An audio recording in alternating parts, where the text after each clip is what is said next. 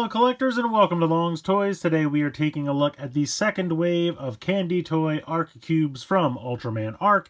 There are 8 in this assortment. The first one is Ultraman Arc Galaxy Armor. I've already taken a look at the DX version of that cube, so I'm not going to open it here and review it again, but I wanted to show you that it is part of this assortment. The second one here is Trigger Truth. Then we have Ultraman Ributo, we have Ultrawoman Grigio, we have Ultraman Geed Royal Mega Master, we have Ultraman Gaia SV or Supreme version, we have Ultraman Agaru, which is also SV or Supreme version, and then we have Ultra no Chichi or Father of Ultra. So those are the 8 here in this assortment. And just to show you what one of the boxes looks like here, of course you have the cube on the front with the corresponding Ultraman over here on the side. Very similar setup going on up here. Over here we see the full lineup. Not really anything going on these two sides, just your warnings and whatnot, and kind of similar thing here on the bottom. So I'm going to go ahead, get these all out of the boxes and stickered up, and we'll take a closer look. So here are our 7 new Arc Cubes, and what I think is funny is this is the order of the assortment, like they come in numbered boxes, but then when you look at the numbers on the side of the cube, they're not only backwards, but they're not even really in order because it goes from 36, 34, 35, 33. Just kind of weird. Not really important. Just thought it was kind of funny. So we'll go ahead and check these out and try them out here in the Arcorizer. So I'm going to move these over here like so. So first up here, we have Ultraman Trigger Truth. Nice hollow foil sticker there. This is number 39. Now, because these are Shokugan or Candy Toy cubes, there are no electronics or anything in here. So the button on the side does not do anything. There's no speaker in there. And you can tell they're just generally lighter. But here is the like rail pattern here. You can see it is C116. So we'll go ahead and pop this in. Yeah, that's right.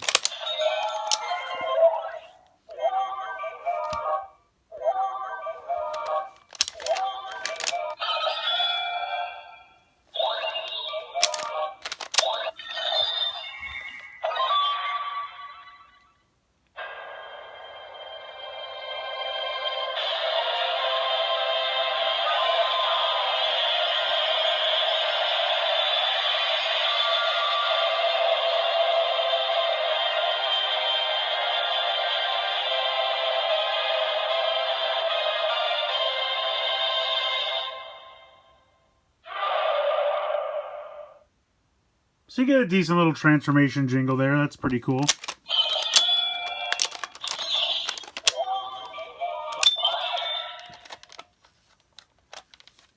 So next up we have Ultraman Ributo, however you want to pronounce that.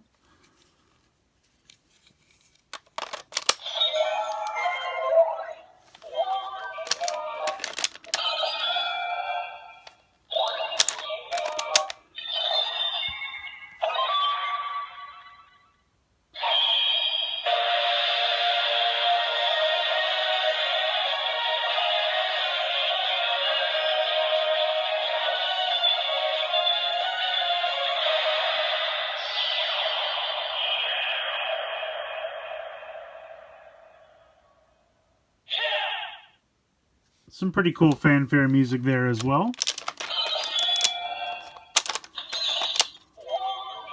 Well, I have messed that all up. I think I did this backwards. Hold on.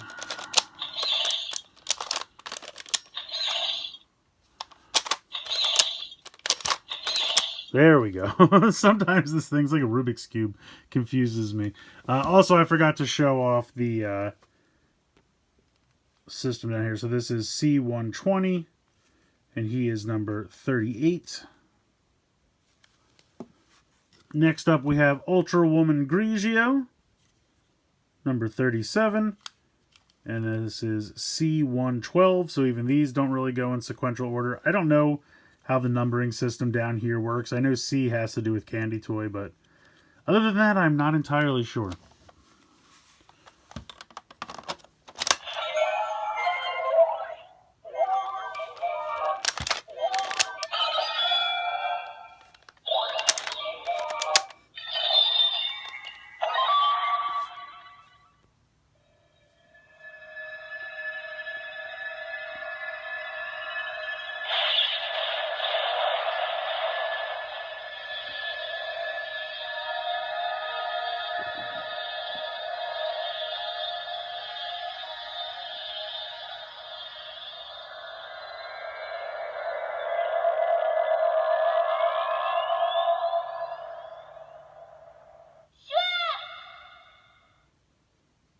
Not bad, a little generic there, but sounds at the end save it a little bit.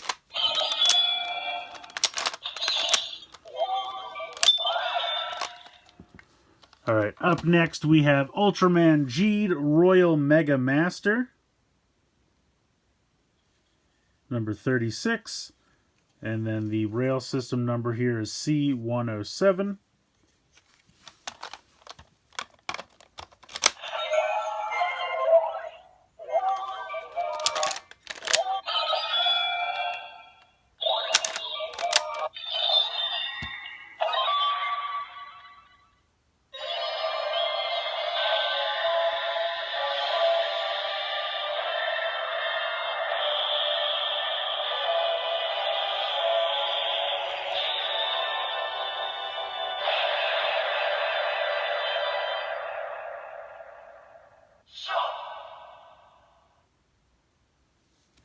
Not bad.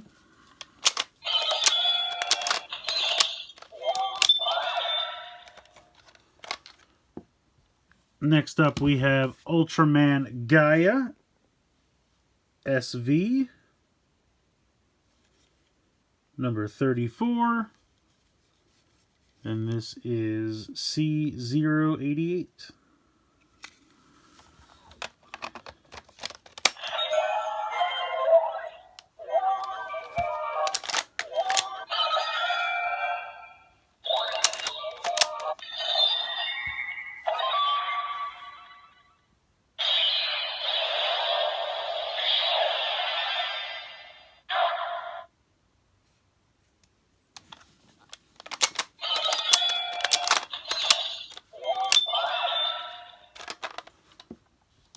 Then we have Ultraman Agura, or Agul, I guess. Number 35. And this is C089. So these two actually do go in order.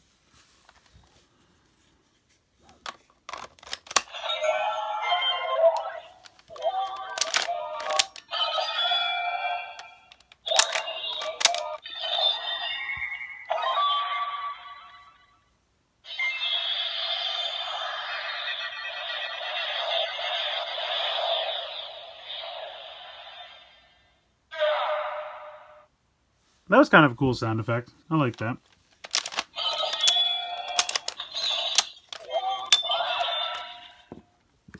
And next we have Ultra no Chi-Chi, or Father of Ultra. Number 33. And his number here is C069.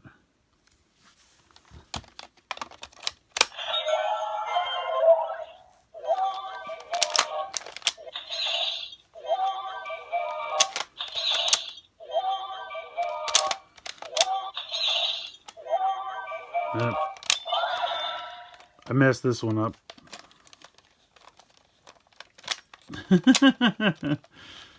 These do get a little stuck in here. Alright. Starting over. It's still not correct. Oh. There we go. I was already there. I had to practice with this thing.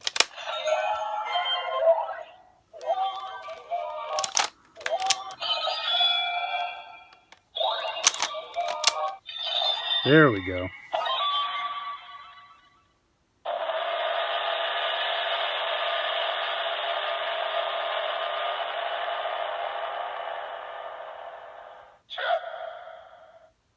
And that just sounds like a ship's horn. So, okay, there you go.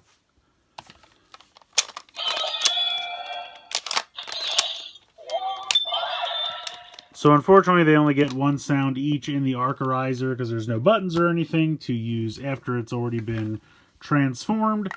But we can go ahead and try them out in the iSword. This time we'll go in number order. So once again we will start with the Father of Ultra.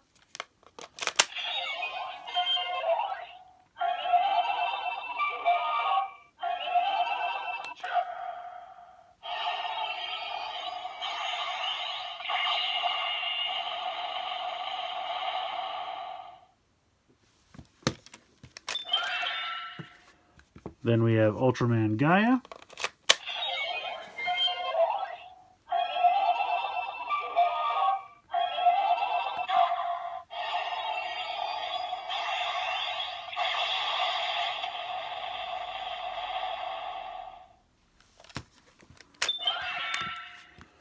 Ultraman Aguru.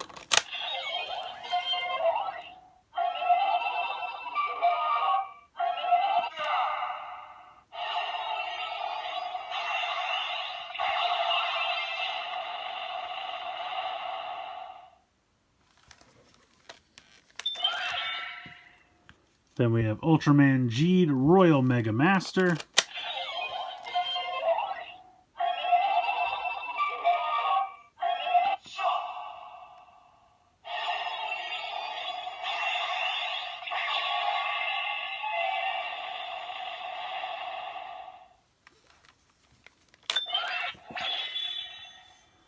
Ultrawoman Grigio.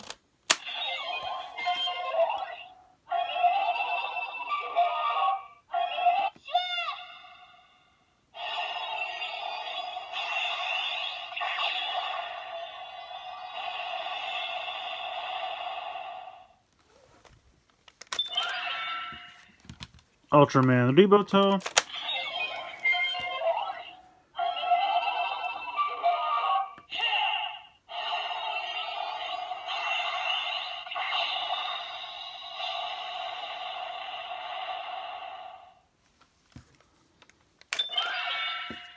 And then Trigger Truth.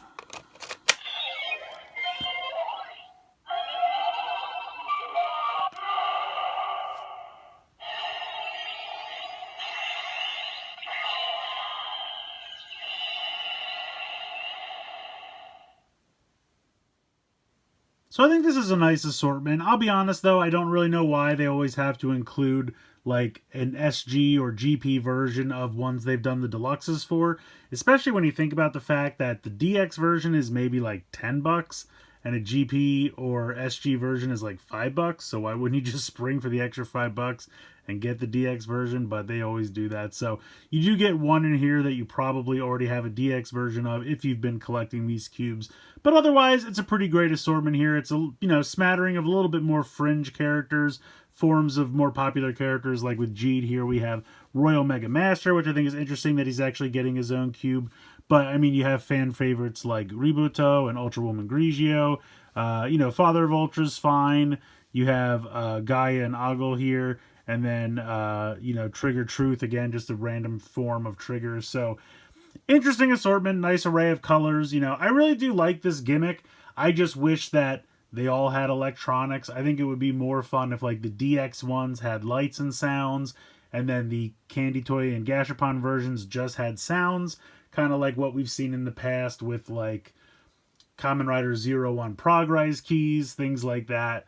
But unfortunately, they just opted for no electronics whatsoever in these Candy Toy and Gashapon versions. I also kind of just wish it would say the name of the hero when you put it in either the sword or the Archerizer, just because sometimes it's easy to forget who these characters are. And so it would be nice if it just kind of announced them as a way to tell who they are.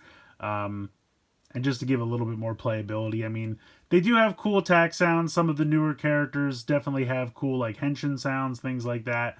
But, some of them can be a little mundane from time to time. But in any case, if you're enjoying collecting the cubes, I think this is another great set. If you're only getting the DX cubes because you want the lights and sounds, I totally get that. These unfortunately don't do a ton in the Archerizer and the Eye Sword. You get, one sound in each. I really wish there was more functionality just of the Archerizer in general, but apparently they're saving that for the Memorial version, which is frustrating, but that's a rant for another time. So it's a fun assortment here. I think it's worth checking out if you've been collecting the cubes, but I can totally understand if you're not really totally deep diving into all of the cubes. So we'll see how that goes. The other thing I think is funny is, we're getting up into the 30s, almost to the 40s with the cube numbers. But we still only have 4 DX cubes, and there's still a sizable number gap in between where the DX cubes have kind of stopped and where that first Candy Toy set started. I think that started with like 16 or 17. So there's still like an almost 10 cube gap that I am very interested to see what that, if ever, will be filled with, because the show's wrapping up at this point. It's getting close to finishing, and I don't think there's going to be... I mean, maybe they're saving those numbers for like the premium Bandai sets. That's possible. I probably will not be getting the premium Bandai sets unless I find them cheap somewhere someday. So that is possible. Maybe they're saving those other numbers for them since they're closer to DX because they have the lights and sounds. I think I just answered my own question. Anyway, let me know what you think about this assortment in the comments below. Are you buying the cubes this year? Have you kind of soured on them? Have you given up on them? You know, I'm interested to see where everyone's kind of at with this gimmick this year, especially now that we're kind of getting towards the end of the show. So let me hear from you in the comments below. Please like, share, and subscribe. Hope you guys enjoyed the video, and as always, thank you so much for watching.